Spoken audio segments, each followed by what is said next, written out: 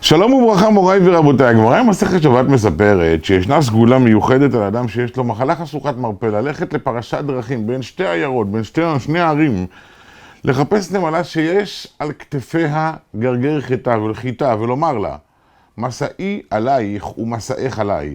כך בעצם הוא מעביר בדרך של סגולה את מחלתו לאותה נמלה. שואלת הגמרא, ומי אמר לך שהנמלה הזו לא חזרה זה עתה מחולה אנוש הרבה יותר שהעביר לו את המחלה שלה?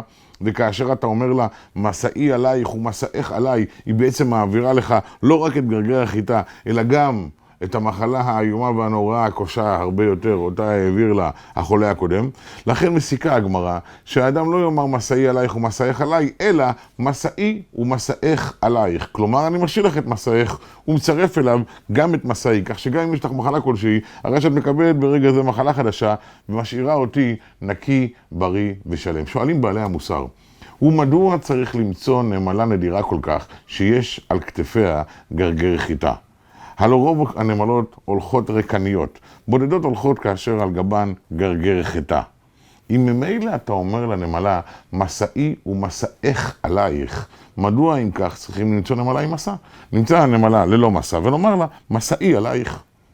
ולא ייתכן לומר שהגמרא אומרת למסקנת הדברים שניתן למצוא נמלה ללא מסע. כי הלא הגמרא אומרת, מסעי ומסעך עלייך. לאמור, גם מסעך אמור להישאר עלייך. מה שאומר שאנחנו חפשים נמלה עם מסע.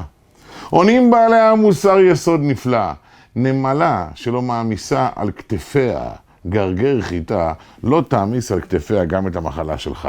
כי נמלה בטלנית שאיננה סוחבת כלום על כתפיה, לא תהיה פנויה לסייע בעדך. אדם עסוק, אדם עם הרבה מאוד דברים על הראש, אדם שעושה למען הקהילה, תמיד יהיה לו זמן, אפשרות, כוחות ורצון לעשות עוד ועוד דברים למען הציבור. אבל אדם בטלן, אדם שאומר אין לי כוח ואני לא עושה שום דבר למען אחרים, גם אם תבקש ממנו פעולה ולא הפשוטה ביותר, לא יהיו לו את הכוחות לכאן. אתם יודעים מדוע? כי דווקא האדם שעושה למען האחרים יודע וחש עד כמה הוא מקבל כוחות מאותה נתינה.